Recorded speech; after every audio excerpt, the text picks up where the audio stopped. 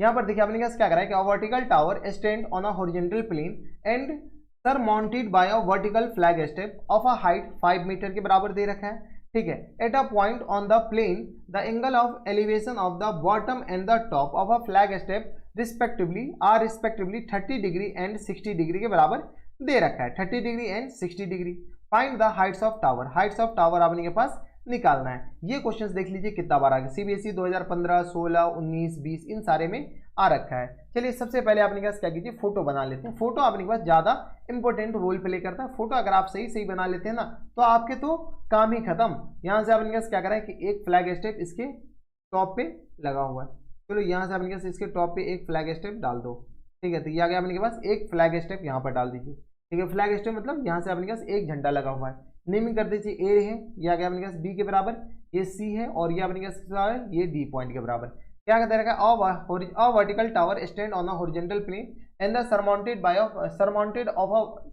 Bye a vertical flag step of a height 5 metre. इसका height अपने देगा 5 metre के बराबर। क्वेश्चन से सब कुछ दे देता है, बस आपको फोटो में इस सबको लिखना है। एट व्हाट आर डिस्टेंस, क्या देगा अपने पास, at a point on the plane the angle of elevation of the bottom and top of a flag is 30 degree and 60 degree. यहाँ से अपने पास कोई पॉइंट है बॉटम पे जो कि अपने पास इसके टॉप को देखता है और इसके बॉटम को देखता है।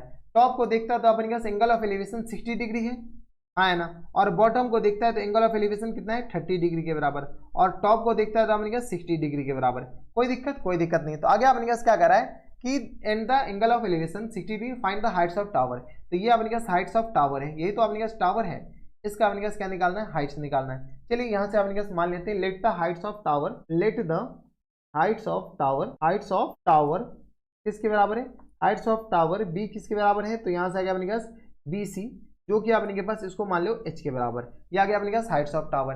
अब अपने के पास एंड द हाइट्स ऑफ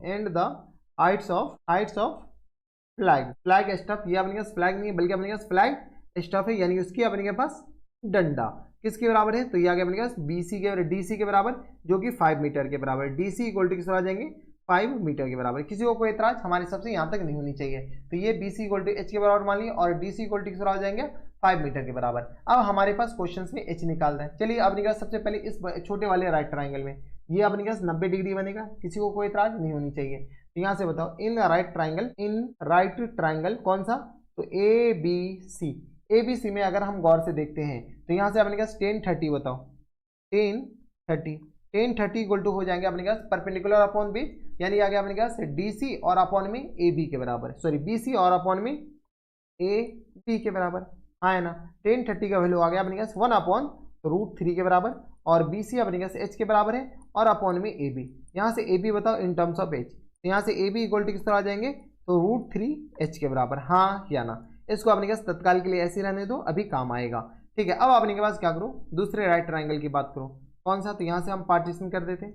अब ये पार्टीशन सही से हो जाओ। ठीक है, तो ये आ गया अपने के पास दूसरा वाला राइट ट्राइंगल कौन सा, तो इन राइट ट्राइंगल बताओ, right triangle A B D में अपने पास क्या करो 10 60 बताइए, तो 10 60 इक्वल टू किस आ जाएंगे, तो परपेंडिकुलर अपॉन बेस के बराबर, यानी आ गया अपने पास बी डी और अपॉन में ए बी के बराबर। यहाँ से 10 60 किस तरह होता है, तो √3 के बराबर, और यहाँ से आ गया अपने पास बी डी को लिख सकते हैं क्या, बी सी और प्लस टाइम्स डी सी। ये पूरा को हम क्या लिख दिए, इसको और इस दोनों के सम के बराबर हम लिख दिए और कुछ नहीं किए हैं। तो बी सी प्लस टाइम्स अपने पास आ जाएंगे डी सी के बराबर, और होल अपॉन में आ गया अपने पास ए बी, हाँ है ना।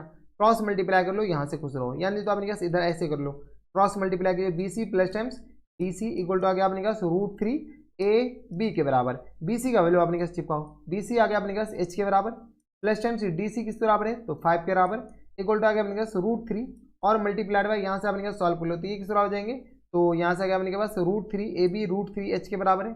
सॉल्व कर लोगे तो यहाँ से आ गया अपने पास एच मल्टीप्लाइड बाय बताओ, तो यहाँ से एच और प्लस टाइम्स 5 के बराबर, हाँ है ना, और इक्वल टू आ गया अपने पास 3 एच के बराबर।